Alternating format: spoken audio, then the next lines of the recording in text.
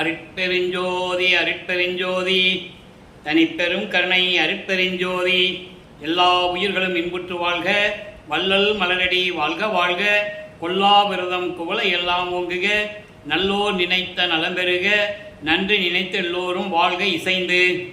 உலக மக்களே, அறிவார்ந்த அன்பர்களே, ஆண்மநேய ஒருமைப்பாடுடைய அன்பர்களே, வல்லப்பம்மா நமக்கு அருளிய திருவொற்பாவிலிருந்து அருட்பெருஞ்சோதி ஆண்டவருடைய திருவிளையாடல்களையும், அதே நேரத்தில் அருட்பெருஞ்சோதி ஆண்டவர் மகனாகிய நமது வல்லற்பெருமான் அவர்கள் எப்படி இந்த பூலோகத்திற்கு வருவிக்க உற்றார் என்பதையும், வல்லற்பெருமான் அவர்கள் ஏன் பூலோகத்திற்கு வருவிக்க உற்றார் என்ற காரணத்தையும் திருவொற்பாவினுடைய பாடல்களின் மூலமாக விளக்கமாக பார்த்து கொண்டிருக்கிறோம். அருட்பெருஞ்சோதி ஆண்டவர் தனது மகனை ஒரு தாயின் வழியாக இந்த பூலோகத்திற்கு 5/10/1823 ஆண்டு சிதம்பரம் அருகிலே இருக்கின்ற மருதூர் என்ற கிராமத்திலே ராமையா பிள்ளை சின்னையம்மருடைய இல்லற வாழ்க்கையில் தன்னுடைய மகனை வருவிக்க செய்தார். ஏற்கனவே அவர்களுக்கு பிறந்த குழந்தைகள் 4 பேர் உண்டு. 5ஆவதாக இறைவன் தனது மகனை ஒரு தாயின் கருவறையிலே இருக்க வைத்து எப்படியெல்லாம் திருவிளையாடல் செய்தார் என்பதை நாம் ஏற்கனவே தெளிவாக பார்த்தோம். அதற்கப்புறம் 5 மாத குழந்தையாக இருக்கும்போது சிதம்பர ரகசியத்தை தன் மகனுக்கு காட்டியது எல்லாவற்றையும் நாம் பாடல் மூலமாக விளக்கமாக பார்த்து விட்டோம். அதன் பிறகு ராமையா பிள்ளை அவர்கள் காலமான உடனே சின்னையம்மையார் அவர்கள் இந்த 5 குழந்தைகளையும், ஏற்கனவே பிறந்த குழந்தைகள் 4 பேர், இறைவனால் வருவிக்க உற்ற மகன் ஒரு மகன், இந்த 5 பேரையும் அழைத்து கொண்டு, அவர்களுக்கு தெரியாது இறைவனுடைய திருவிளையாடல் தான் இந்த மகன் பிறந்தான் என்று அவங்களுக்கு தெரியாது. வழக்கம் போல உலகியலிலே பிறப்பது போல 5ஆவதாக ஒரு மகன் பிறந்திருக்கிறான் என்றுதான் அவங்களுக்கு தெரியுமே தவிர அது இறைவனுடைய மகன் என்று அவங்களுக்கு தெரியாது. அந்த காலகட்டங்களில் 5 பிள்ளைகளையும் அழைத்து கொண்டு பொன்னேரி அருகில் இருக்கின்ற சின்ன காமனம் என்ற கிராமத்துக்கு செல்கிறார்கள். அதான் அந்த அம்மா பிறந்த ஊர். நம்ம ஏன் தினமும் இந்த முன்னுரையை சொல்கிறோம்னா, வல்லப்பெருமானவர்கள் ஒவ்வொரு 8 ஆண்டுகளிலும் அவருடைய நிலை எப்படியாக இருந்தது என்பதை உலக மக்களுக்கு தெரியப்படுத்த வேண்டும்.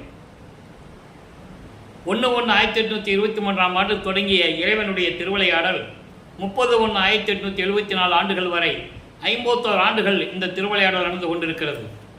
இந்த 51 ஆண்டுகளை 8 ஆண்டுகளாக அருட்பெருஞ்சோதி பிரிக்கிறார். அப்போ 6/8/48, மீதி இருக்கிற 3 வருடம்தான் மேட்டுக்குப்பத்தில் சித்தி வளாகத்தில் நடந்த நிகழ்வுகள் எல்லாம் நம்ம பார்க்க போகிறோம். அப்போ ஒவ்வொரு 8 ஆண்டுகளிலும் நமது குழந்தை இறைவன் பிள்ளை பெருமானோடைய நிலை எப்படி இருந்தது என்று உலக மக்களுக்கு சொல்ல வேண்டும். அப்போ அந்த வகையிலே அவங்க அந்த ஊருக்கு போகிறாங்க. அங்கே அவங்களால இருக்க முடியல சில காரணங்களினால். அதன் பிறகு சென்னையிலே வந்து குடியேறுகிறார்கள். சென்னையிலே குடியேறிய பிறகு நமது பிள்ளை பெருமானவர்கள், நமது குழந்தை இறைவன் வளர்ந்து கொண்டிருக்கிறார். உலகியலிலே இருப்பது போல அவரை பள்ளியிலே சேர்க்க வேண்டும் என்று அந்த குடும்பத்தில் இருக்கின்றவர்கள் நினைக்கிறார்கள். எனவே ஒரு பள்ளியிலே கொண்டு போய் சேர்க்கிறார்கள். பள்ளியிலே படிக்க முடியாது என்று வந்துவிட்டார். அதற்கு காரணம் உண்டு. இறைவனுடைய திருவிளையாடல், தனது மகன் இந்த உலகியலிலே எந்த சந்தை படிப்பையும் படிக்கக்கூடாது, எந்த ஆசிரியரிடமும் தன் மகன் கற்றுக்கொள்ளக்கூடாது, கல்வி கற்றுக்கொள்ளக்கூடாது, யாரையும் குருவாக ஏற்றுக்கொள்ளக்கூடாது என்ற நிலையில் இறைவனுடைய திருவிளையாடல் நடந்து கொண்டிருக்கிறது. அது அவருக்கே தெரியாது, குழந்தை தானே, அவருக்கு என்ன தெரியும். ஆக படிக்க முடியாத வெளியே வந்துட்டார். அப்போ அந்த குடும்பத்தில் எவ்வளவு பிரச்சனைகள் அந்த குழந்தைக்கு இருக்குன்னு தெரியல நமக்கு. ஒரு குழந்தைய பள்ளிக்கூடத்தில் சேர்த்து படிக்க முடியாத வெளியே வந்துட்டால் அந்த பிள்ளைக்கு எவ்வளவு சிக்கல்கள் இடைஞ்சல்கள் இருக்குன்னு நமக்கு தெரியும். அதையெல்லாம் பொறுத்து கொண்டு நமது குழந்தை இறைவன் ஒரு தனிமையான இடத்தை தேடுகிறார். அப்படி கிடைச்ச இடம் தான் கந்த ஓட்டம் என்ற ஒரு முருகன் கோயில் அங்கே இருக்குது. அங்கே போய் தங்கிக்கிறது. இப்படி தான் அவருடைய 8 ஆண்டுகளும் போய்கொண்டிருக்கிறது. 9ஆவது ஆண்டு தொடக்கத்தில், அதாவது 2வது 8, இறைவன் அருட்பெருஞ்சாண்டவர் தன் மகன் முன் எழுந்தருளி, மகனே, நீ என்னால் வருவிக்க உற்றவன். இந்த பூலோகத்தில் உன்னால் காரியங்களெல்லாம் நடக்க வேண்டியது இருக்கிறது. அதற்காக உனக்கு முன்பருவம் பின்பருவம் காட்டி அருள் செய்வேன் என்று கூறி, ஞானத்தை பெற்றுக்கொள் மகனே என்று சொல்லி ஞானத்தை கொடுத்துவிட்டு மறைந்து விடுகிறார். அதன் பிறகு இவருக்கு ஒரு மறைப்பு நிலையும் மறப்பு நிலையும் ஏற்படுகிறது. அருட்பெருஞ்சாண்டவரிடம் என்ன பேசினார், எப்படியெல்லாம் நடந்தது, அந்த நிலைகளெல்லாம் ஒரு மறைப்பு நிலையில் இருக்கிறது. அவருக்கு தெரியாது, மறைப்பு நிலை வந்துடுச்சு, இறைவன் கொடுத்துட்டு போயிட்டார். அப்போது இந்த சமயங்களும் மார்க்கங்களும் மதங்களும் சூழ்ந்திருந்த காலகட்டங்களில் சைவ சமயத்தின் அடையாளமாகிய சிவபெருமானை இவர் சைவ குலத்திலிருந்து வருவிக்க உற்றதனால் சைவ சமயத்தின் தலைவனாகிய சிவபெருமானை இறைவனாக ஏற்றுக்கொண்டு நமச்சிவாயா, சிவாய நம, ஓம் சிவாய என்று பாடல்களை பாடிக்கொண்டு வழிபட்டு கொண்டிருக்கிறார். சரியை, கிரியை, யோகம் என்ற 12 நிலைகளையும் இவர் கடக்க வேண்டும். அந்த நிலையில் இருந்து கொண்டிருக்கிறார்.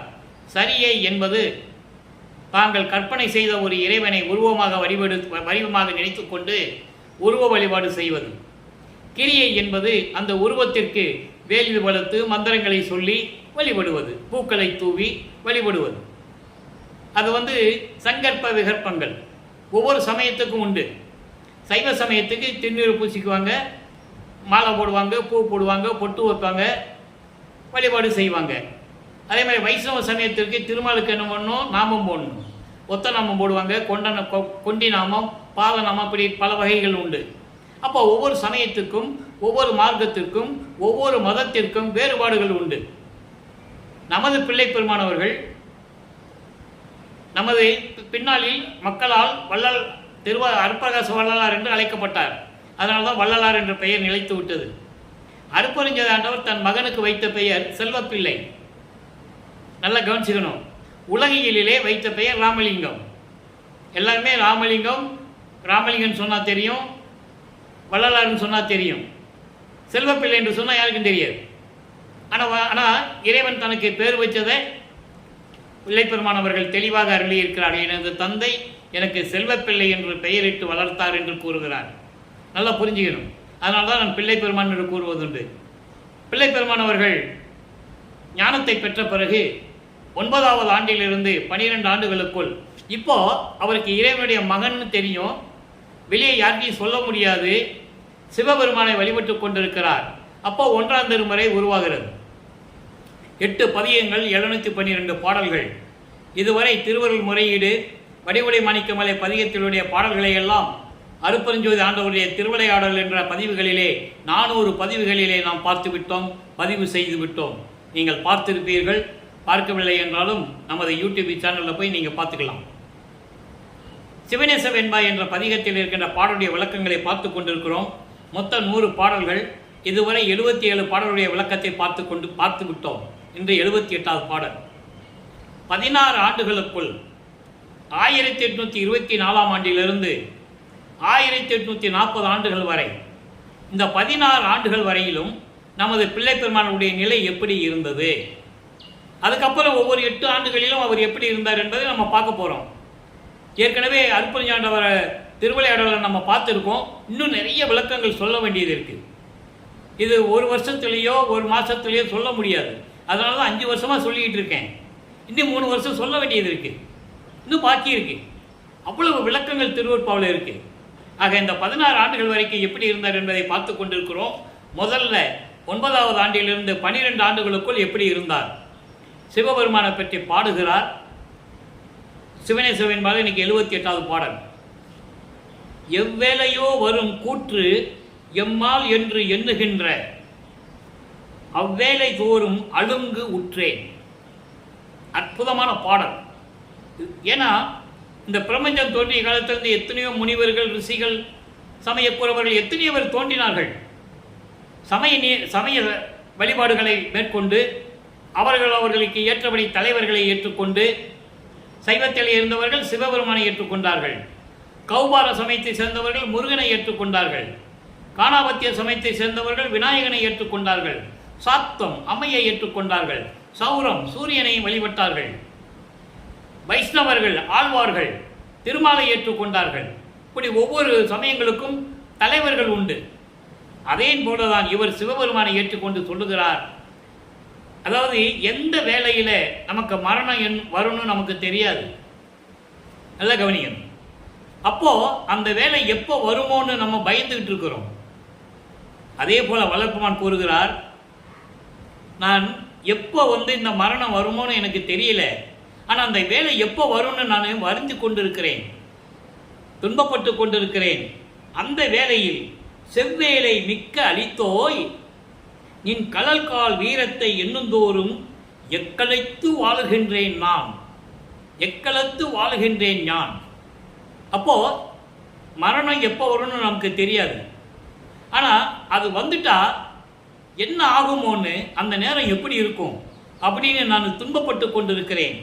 அந்த நேரத்தில் இறைவனை சொல்கிறார் சிவபெருமானே, உயிர்களுக்கெல்லாம் நன்மை செய்து கொண்டிருக்கிறாய், செவ்வேலை அளித்தோய், செவ்வேலை மிக்க அளித்தோய், எல்லா உயிரினங்களுக்கும் பாதுகாப்பு அளித்து கொண்டிருக்கிறாய், என்னையும் உனக்கு நான் தருவேன், பாதுகாப்பு தருவேன் என்று கூறி சென்று விட்டாய், மறைந்து விட்டாய். ஆனால் உன் திருவடி இருக்கிறதே, அந்த திருவடிகளுடைய அருளை நினைக்கும் போதெல்லாம் நான் எப்படியும் உன் அருளை பெற்று விடுவேன் என்று எக்களித்து இருமாப்போடு உறுதியோடு நான் வாழ்ந்து கொண்டிருக்கிறேன். ஏன் அப்படி சொல்றாருன்னா, அவர் ஏற்கனவே இறைவனுடைய மகன் தெரிஞ்சு போச்சு. இன்னைக்கு இல்லைனா என்னைக்குனாவது அவன் எனக்கு கொடுக்கணும் இல்லை, நல்லா புரிஞ்சுக்கணும் நீங்கள். அந்த நிலையில் இருந்து கொண்டு சிவபெருமானிடம் கூறுகிறார், மரணம் எப்போ வரணும்னு தெரியல, யாருக்கும் தெரியாது, எனக்கும் தெரியாது. ஆனால் அது வந்துச்சுன்னா அந்த நேரம் எப்படி இருக்கும், பயந்துக்கிட்டு இருக்கேன், மனசில் போட்டு புழுங்கிக்கிட்டு இருக்கேன். ஆனால் உயிர்களுக்கெல்லாம் பாதுகாப்பு கொடுத்து கொண்டிருக்கின்ற நீ, என்னையும் நீ தான் பாதுகாத்து கொண்டிருக்கிறாய்.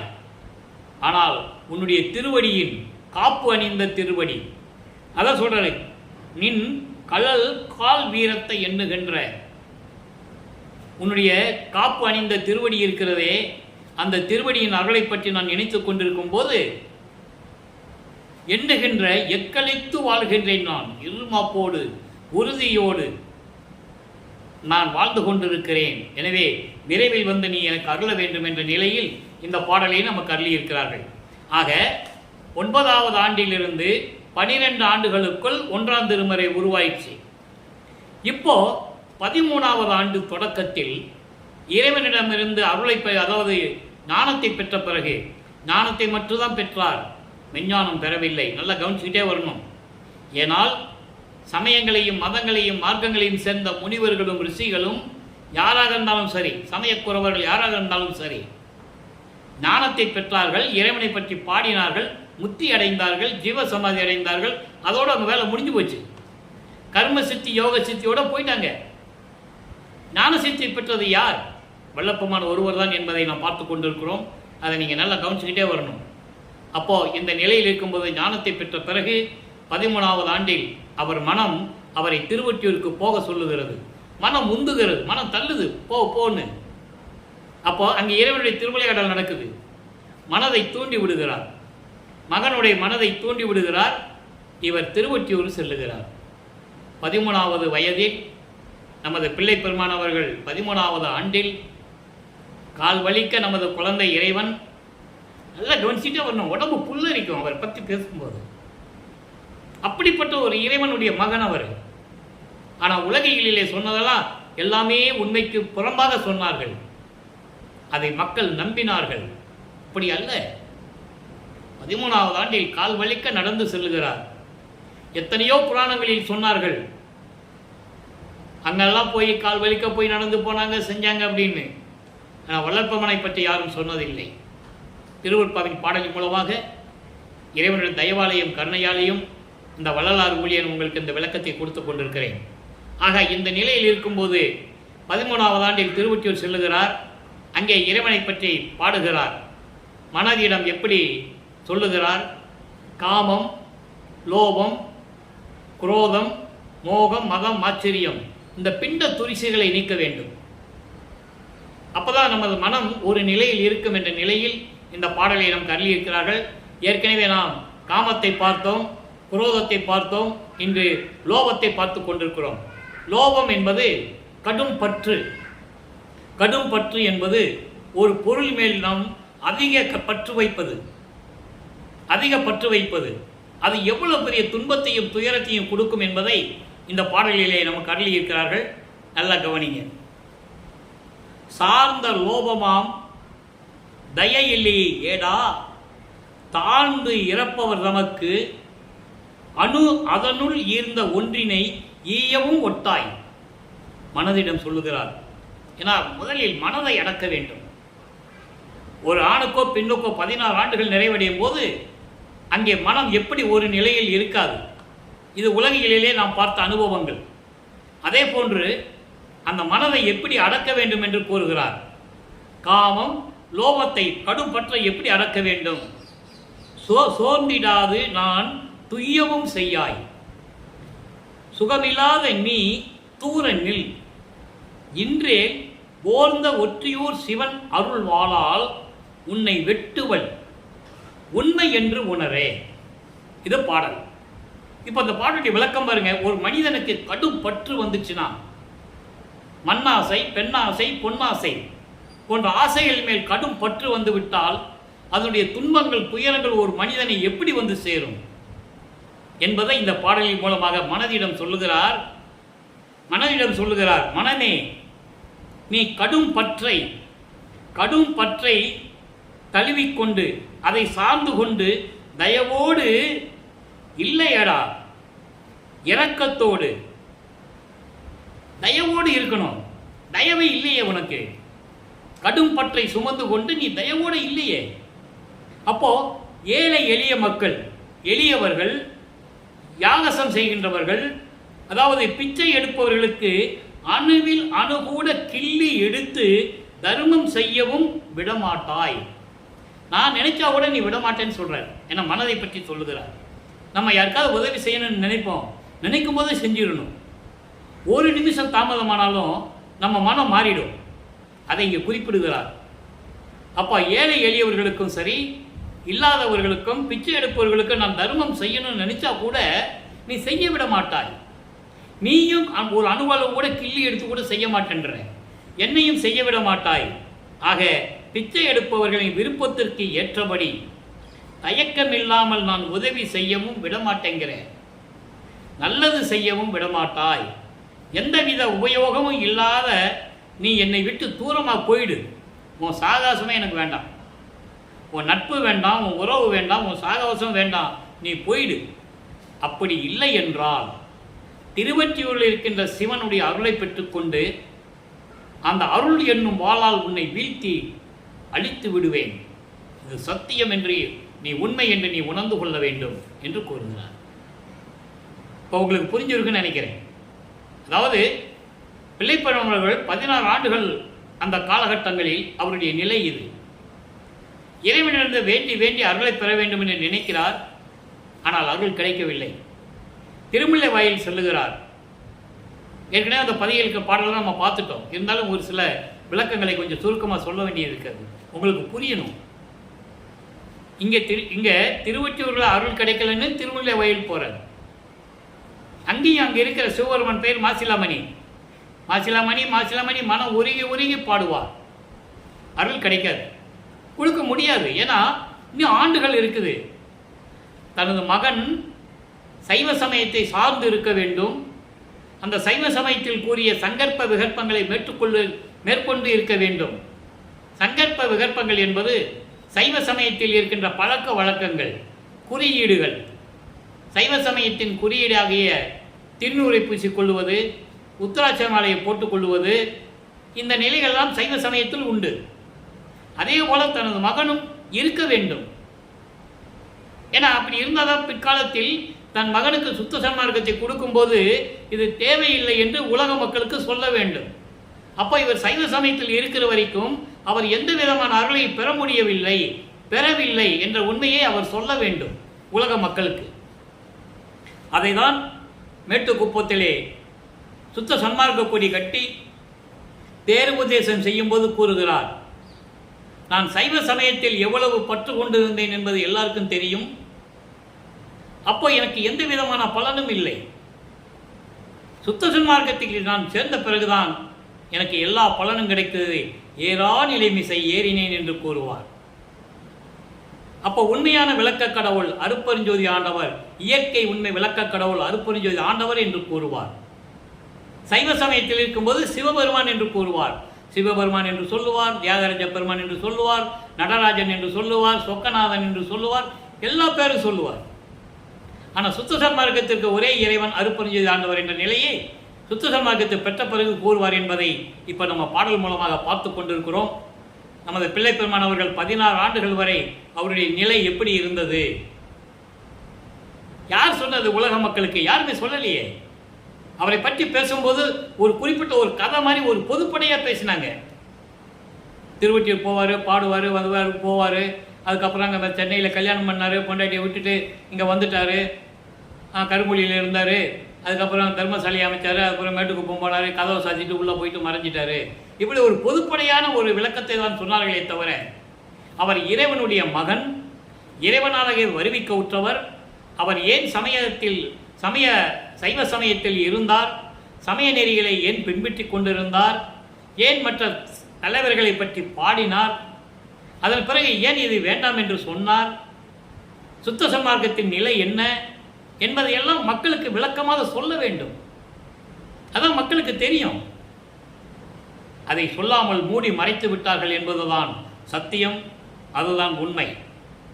இப்போ பிள்ளை பெருமான் அவர்கள் 16 ஆண்டுகள் வரைக்கும் சென்னையிலே இருந்த காலகட்டங்களில், சென்னையில் மொத்தம் 33 வருடங்கள் இருக்கிறாரு.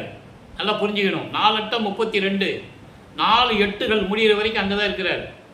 அந்த விளக்கத்தை தான் நம்ம பார்த்துட்டு இருக்கோம். இப்போ முதல்ல 2 8 அவர் எப்படி இருந்தார் அந்த விளக்கத்தை பார்க்குறோம். இன்னும் நிறைய விளக்கங்கள் இருக்குது. சிவபெருமான் இவரை பார்த்து தெருவழியாக ஓடினது, இவர் பின்னால் ஓடியும் ஓட்டத்தை பிடிக்க முடியல, நாரையும் கிளிகளையும் தூது அனுப்புனது, நிறைய விஷயங்கள் இருக்குது. நம்ம ஏற்கனவே இறைவனுடைய திருவிளையாடல் என்ற பதிவில் நம்ம பார்த்துருக்கோம். இன்னும் சில விஷயங்கள் நம்ம சொல்ல வேண்டியது இருக்குது. அது அப்பப்போ காலங்கள் அந்த விளக்கங்கள் வரும்போது இறைவன் தயவால் உங்களுக்கு நான் சொல்லுவேன். நல்லா தெரிஞ்சுக்கங்க. இப்போ 16 ஆண்டுகள் வரைக்கும் இந்த நிலையில் இருக்கும்போது சுத்த சன்மார்க்கத்தை பெற்ற பிறகு, அதாவது 5வது எட்டில் ஐயட்ட 40 1863 ஆண்டு அவர் நிலையில் அவர் சுத்த சன்மார்க்கத்தை பெற்ற பிறகு அவருடைய நிலை எப்படி இருந்தது என்பதையும் உலக மக்களுக்கு சொல்ல வேண்டும்.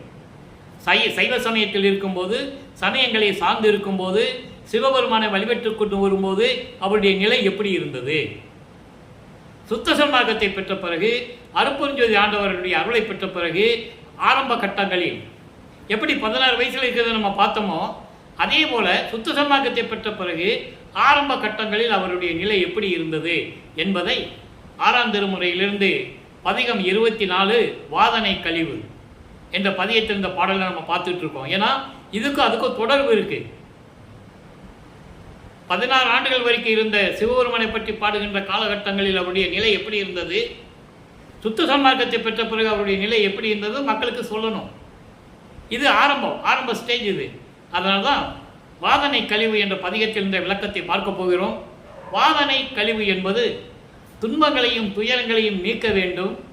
நீ சொல்லிதான் இந்த பூலோகத்துக்கு நான் வருவிக்க உற்றேன். நீ சொல்லிதான் நான் சமயங்களையும் மதங்களையும் மார்க்கங்களையும் சொல்லப்பட்ட நெறிமுறைகளை நான் பின்பற்றி கொண்டிருந்தேன். சைவ நெறியில் நான் சைவ சமயத்தை சார்ந்து கொண்டிருந்தேன். இப்போ சுத்த சன்மார்க்கத்தை கொடுத்த பிறகு எனக்கு நீ அருள வேண்டும் அல்லவா? ஏன் தாமதம் செய்கிறாய்? இதனால் நான் துன்பப்பட்டு கொண்டிருக்கிறேன், துயரங்களை அனுபவித்துக் கொண்டிருக்கிறேன். நீ ஏன் தாமதம் செய்கிறாய்?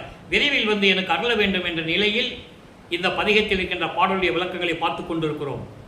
நல்லா கவனிங்க. இறைவனுடைய மகன் அவருடைய நிலை எப்படியெல்லாம் இருந்தது தெரியுமா? வெளியே யாருக்கும் சொல்லவும் முடியாது. இதனால் அவர்கள் பட்ட அவமானங்கள், ஏளனங்கள், இழிவான பேச்சுகள், துன்பங்கள், துயரங்கள் எவ்வளவோ. அதை ஒரு பாடலில் சொல்லுவார்.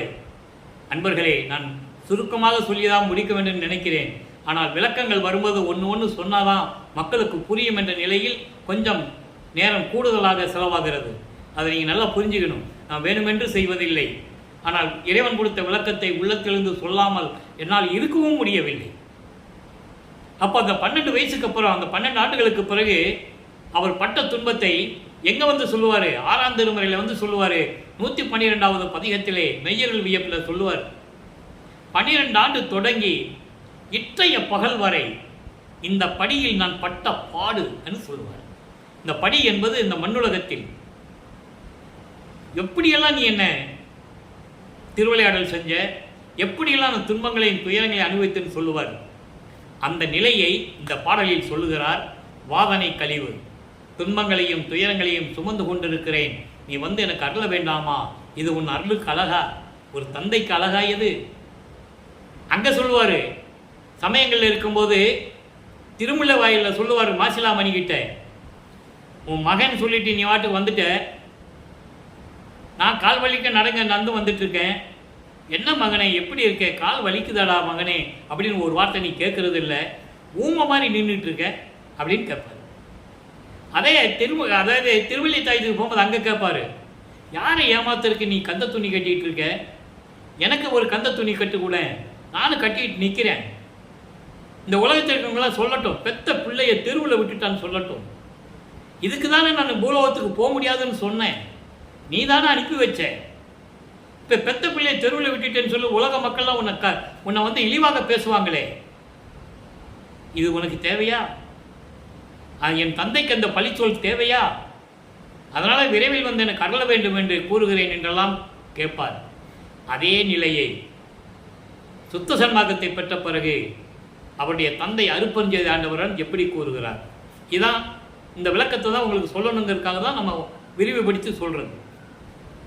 நாயினிலும் கடையே, நாயில் கடையே கலக்கமெல்லாம் தவிர்த்து நினது நல் அருளை ஈயில் கருணையின் பெருங்கடலே என்ன கெடுவது, என்ன கேட்கிறார் பாருங்க, என்ன கெடுவது, இயற்கையிலே தாயில் பெரிதும் தயவு உடையான், குற்றம் புரிந்தோன் தன்னையும் ஓர் சேயில் கருதி அனைத்தான் என்று உரைப்பார் உன்னைத்தான் தெரிந்தோரே. என்ன அருமையான பாடல் தெரியுமா, நாயை விட மிகவும் மோசமான நிலையில் நான் தெரிந்து கொண்டிருந்தேன். 33 ஆண்டுகள் வரை இந்த விளக்கங்கள் இந்த பாடல் அடங்கியிருக்கு. இவ்வளவு விளக்கங்கள் சொல்லணும், சொன்னாதானே மக்களுக்கு புரியும். நான் அப்படியெல்லாம் இருந்து கொண்டிருந்தேன். அதன் பிறகு என்னை ஆட்கொண்டு சுத்த சன்மார்க்கத்தை கொடுத்த பிறகு எனது கலக்கமெல்லாம் தவிர்த்து, அன்னைக்கு நீ அருளை கொடுக்கல, ஆனால் சுத்த சன்மார்க்கத்தை கொடுத்த பிறகு நீ அருளை கொடுத்த பிறகு அந்த துன்பங்களை எல்லாம் நீக்கி, சமயங்கள் மதங்கள் மார்க்கங்கள் நெறிகளை எல்லாம் என்னை விட்டு நீக்கி, வெறிக்கும் சமயக்குழி என்று சொல்லுவார், கொடிப்பாட்டில் சொல்லுவார், வெறிக்கும் சமயக்குழியில் விளைந்தேன் தன்னை விழாத வகை மறித்து ஒரு பேரறிவு அளித்த வள்ளல் கொடின்னு சொல்லுவார். எவ்வளோ அருமையாக சொல்லுவார் தெரியுமா, பேரறிவு என்பது சுத்த சன்மார்க்க அறிவு. ஆக அப்படியெல்லாம் அதையெல்லாம் நீக்கி, அந்த கலக்கங்களையெல்லாம் நீக்கி உனது நல்ல அருளை தந்தால் என்ன கெட்டு போயிடும், உனக்கு என்ன கெட்டு போச்சுன்னு கேட்குறேன்.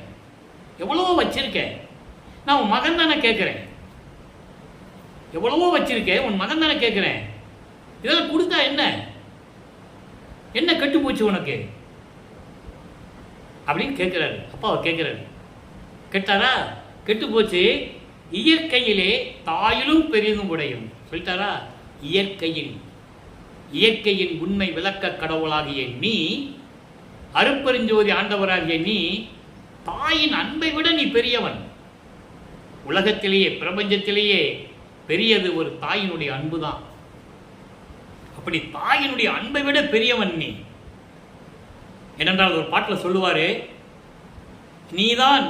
நீயே என் தந்தை அருளுடையாய், நீயே என் தந்தை அருளுடையாய், நீதான் என்னுடைய தந்தை, என்னை நேர்ந்து பெற்ற தாயே என்று சொல்லுவார். அவ்வளவு கருணை உள்ளவன் நீ, கருணையின் பெருங்கடலே, அவ்வளவு பெருங்கடலே என்ன கெடுவது, எனக்கு அருள் கொடுத்தா உனக்கு என்ன கெட்டு போச்சு, மகனுக்கு கொடுக்க வேண்டாமா, பார்க்குறவங்கள சிரிக்கிறாங்களே, நான் என்னத்தை சொல்றது, யார்கிட்ட போய் நான் என்னத்தை சொல்றது, மானம் போன வழியெல்லாம் விடுத்தேன். ஞானசரியில் சொல்லுவார், அது அற்புதமாக சொல்லுவார், உடம்புல சிலுக்கும். அப்படியே நினைச்சு பாருங்க, இறைவனுடைய மகனே இவ்வளவு, இறைவனுடைய மகனையே இறைவன் வந்து இவ்வளவு திருவிளையாடல் செய்கிறாருன்னா எப்படி தாங்கிட்டு இருக்க முடியும்? நீங்கள் நல்லா நினைச்சு பாருங்க. என்ன கெடுவது, இயற்கையிலே தாயில் பெரிதும் தயவு உடையவன் நீ, குற்றம் புரிந்தோன் தன்னையும் சேயில் கருதி அனைத்தான் என்று உரைப்பார் உனைத்தான் தெரிந்தோரே. இந்த குற்றங்களை எல்லாம் மன்னித்து என்னை மகன் என்று நீ கருதி, மகன் என்று நினைத்து, குற்றங்களையெல்லாம் மன்னித்து மகன் என்று கருதி எல்லாரையும் கொடுத்து அணைத்து கொண்டான் என்று உன்னை பற்றி உணர்ந்தவர்கள் தெரிந்தவர்கள் சொல்லுவார்களே. அப்ப நீ எனக்கு அருளை கொடுக்கணும்ல, கொடுத்தாதானே உன்னை சொல்லுவாங்க, மகனை அணைத்து கொண்டான் என்று சொல்லுவார்கள். அங்க என்ன சொல்லுவாரு, நீ எனக்கு அருளை கொடுக்கலன்னா உன் மேல பழி சொல்லும் இந்த உலகம்னு சொல்லுவார் இல்லையா? பெத்த பிள்ளைய தெருவில் விட்டு விட்டானே, உலகம் பழிக்குமே அப்படின்னு சொல்லுவாங்க. இங்க என்ன சொல்றாரு, நீ எனக்கு அருளை கொடுத்தால் அவன் மகன் எவ்வளவு தப்பு செஞ்சாலும் பரவாயில்லப்பா. எப்படி மகன் எவ்வளவு தப்பு செஞ்சாலும் பரவாயில்ல, மகனை அணைச்சி எல்லாருலையும் கொடுத்துட்டான்னு சொல்லுவாங்க உன்னை தெரிந்தவர்கள். அதாவது தேவர்கள், ரிஷிகள், முனிவர்கள், சத்தர்கள், சக்திகள், சித்தர்கள் எல்லாமே சொல்லுவாங்க. எனவே விரைவில் வந்து எனக்கு அருள வேண்டும் தந்தையே, நான் என்ன செய்வேன்? உன்னிடம் செல்லமாக வளர்ந்து கொண்டிருந்தேன். தங்கத் தொட்டிலேயும் வைரூடியரும் பவளம் போன்ற மணிகளால் அலங்கரிக்கப்பட்ட வைடூரிய தொட்டிலே சீராட்டி பாராட்டி அருளமுதம் ஊட்டி வளர்த்து கொண்டிருந்தாய்.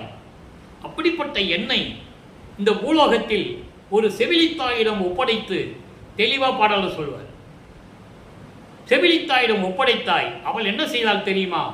கிழிந்த சேலையிலே தொட்டில் கட்டி அதிலே போட்டு விட்டாள். நான் அழுதாலும் வந்து கேட்பதில்லை, பசி எடுத்தாலும் பசியாற்றுவதில்லை. நீ வந்தையா? அவங்க அப்பா கேட்பார், நீ வந்தையா? இல்லை உன் மனைவி, அதாவது எங்கள் அம்மா வந்தாளா, சிவகாமி வள்ளி வந்தாளா? நீங்கள் 2 பேரும் என்ன பண்ணிட்டு இருந்தீங்க? அப்போ அவ்வளவு துன்பத்தை நான் அனுபவிச்சுக்கிட்டு இருந்தேன்ல, அப்போ நீ வந்து சீக்கிரம் வந்து அருளை கொடுக்கணும்ல. அருளை கொடுத்தாதானே சரி. பெத்த பிள்ளை எவ்வளோ தப்பு செஞ்சால் கூட மகனுக்கு வந்து இறைவன் அணைச்சி எல்லா அருளையும் கொடுத்தாலும் உனக்கு தெரிஞ்சவங்க சொல்லுவாங்க. எனவே விரைவில் வந்து எனக்கு அருள வேண்டும் என்று கூறுகிறார். எவ்வளோ அற்புதமான ஒரு இடம் இது. இது யாராவது உலக மக்களுக்கு சொன்னாங்களா? மேடையில் பேசினவங்களும் சரி, வல்லப்பமானை பற்றி பேசியவர்களும் சரி, 203 ஆண்டுகளாக இந்த நிலையை யார் சொன்னது? அவங்க அப்பா சொல்லுவார், சிவகாமி வெளியிட்ட அருப்பஞ்சாண்டவர் சொல்லுவார், ஏற்கனவே சொல்லியிருக்கிறேன் நண்பர்களே, இங்கே பேசக்கூடிய கருத்துக்கள் விளக்கங்கள் அத்தனையும் திருவருட்பாவில் இருக்கின்ற உண்மைகள். இது சத்தியம் சத்தியம் சத்தியம், யாரும் மறுக்க முடியாது, மறக்கவும் முடியாது. அருப்பஞ்சாண்டவர் சொல்றாரு சிவகாமி வெளியிட்ட, சிவகாமி வெள்ளியே, நான் ஒரு மகனை என் அருளால் பெற்றெடுத்து கொடுத்திருக்கிறேன். இவனை நீ தங்கத்தாலும் வைரத்தாலும் பவளங்களாலும் சூழப்பட்ட தொட்டிலே சீராட்டி பாராட்டி அருளமத ஊட்டி வளர்த்து கொடு. அவனை தக்க சமயத்தில் நான் பூலோகத்திற்கு அனுப்ப வேண்டும். அருமையா சொல்லுவார். அதாவது சொல்றார் பாட்டில், அப்படியெல்லாம் வளர்த்த இல்லை நீ, அப்புறம் ஏன் பூலோகத்தில் ஒரு செவிலித்தாயிட்டு கொண்டு வந்து கொடுத்த? செவிலித்தாய் என்பது நல்லா கவனிக்கணும், வளர்க்கின்றவர்கள். ஒரு குழந்தையை இன்னொருத்தர் வளர்ப்பது, அதைத்தான் சொல்லுவார். உபசாரத்தால் பெற்ற தாய் என்பால், அதாவது உபசாரத்தால் பெற்ற தந்தை என்பான் ஒருவனுடைய சுக்குல பையிலிருந்து என்னை அணுவாக வைத்தாய். அந்த அணு உபசாரத்தால் பெற்ற தாய் என்பால் ஒருத்தியின் கருவறையில் சேர்ந்து அங்கே பௌத வடிவில் நான் பிண்ட வடிவில் உருவான காலத்திலிருந்து என்னை அருளி காத்து கொண்டிருந்தாய். தெளிவா சொல்லுவார். அப்போ வல்லப்பமான் யாருடைய குழந்தை? அது உலகிலே வந்து ராமையா பிள்ளை அவர்களும் சின்னையம்மர்களுக்கு தெரியாது, இறைவனுடைய திருவிளையாடல் தெரியாது இல்லை. அவங்க உடலுறவுல செஞ்ச குழந்தை அப்படின்னு அவங்களுக்கு புரியும், அவங்களுக்கு அதான் தெரியும். ஆனால் இறைவன் நடந்த திருவிளையாடல் தெரியாது இல்லை. அது வல்லப்பமான் சொல்றாருல்ல, அதை மக்கள்கிட்ட சொல்லணும்ல. சொன்னாதானே இவர் இறைவனுடைய மகன்னு மக்களுக்கு தெரியும், ஏன் அவர் இந்த பூலோகத்துக்கு வந்தாருன்னு தெரியும். நல்லா புரிஞ்சுக்கணும். நீங்க மக்கள் சுத்த சன்மார்க்கத்தில், உலக மக்களை எல்லாம் சுத்த சன்மார்க்கத்தில் இணைத்து, சுத்த சன்மார்க்கத்தில் இணைத்து சுத்த சைவ நெறியில் இருந்து கொண்டு ஜோதி வடிவில் இருக்கின்ற அருப்பெருஞ்சோதி ஆண்டவரை வணங்கி, அருப்பெருஞ்சோதி அருப்பெருஞ்சோதி தனிப்பெருங்கனி அருப்பெருஞ்சோதி என்ற மகாமந்திரத்தை சொல்லி இந்த உலக மக்களெல்லாம் இன்புற்று வாழ வேண்டும் என்பதற்காகவே கலியுகத்தில் வருவிக்க விட்டேன் என்று கூறுகிறார். கலியுகம் முடிந்து விட்டது. 1900 ஆண்டுகளில் அது முடிந்து விட்டது. கலியுகத்துக்கு மொத்தம் 5000 வருடங்களான்னு சொல்லிட்டார். தெளிவாக எல்லா விளக்கங்களும் வல்லப்பமானவர்கள் நமது இறைவன் கூறியிருக்கிறார். இப்போ நம்ம இருந்து கொண்டிருப்பது சதுர்யுகம் என்று சொல்லுவார், சக்தி யுகம் என்று சொல்லுவார், ஒளி யுகம் என்று சொல்லுவார். அப்போ இந்த யுகத்தில் தோன்றிய இறைவனால் அருளப்பட்ட சுத்த சன்மார்க்கத்தில் நாம் சேர வேண்டும். சுத்த சன்மார்க்கத்தில் இணைந்து சைவ நெறியில் இருந்து கொண்டு இந்த புலால் வகை, அதாவது இந்த மாமிச உணவுகளை, அசைவ உணவுகளை சாப்பிடாமல் சைவ நெறியில் இருந்து கொண்டு உயிர் இரக்கம் தயவோடையும் இருந்து கொண்டு ஆண்மநேய ஒருமைப்பாட்டோடு இருந்து கொண்டு இறைவனை வணங்கி இறைவனுடைய அருளையெல்லாம் பெற்று செல்வங்களெல்லாம் பெற்று நீங்கள் இந்த பூலோகத்திலே வாழ்வாங்கு வாழ வேண்டும், நோயற்ற வாழ்வில் வாழ வேண்டும், மரணமில்லா பெருவாழ்வில் வாழ வேண்டும் என்று இறைவனுடைய தயவோடையும் கருணையோடையும் இறைவனுடைய ஆசை பெற்றவன் அருள் பெற்றவன் என்ற வகையில் இந்த வள்ளலார் ஊழியன் உங்களை வாழ்த்தி வணங்கி விடைபெறுகிறேன். நன்றி, வணக்கம். அருட்பெருஞ்சோதி அருட்பெருஞ்சோதி தனிப்பெரும் கருணை அருட்பெருஞ்சோதி. தினமும் இறைவனுடைய நிலையை பற்றியும் விளக்கங்கள் வரும். நீங்கள் கேட்டு மகிழ்ந்து இறைவன் அருளை பெற்றுக்கொள்ளுங்கள்.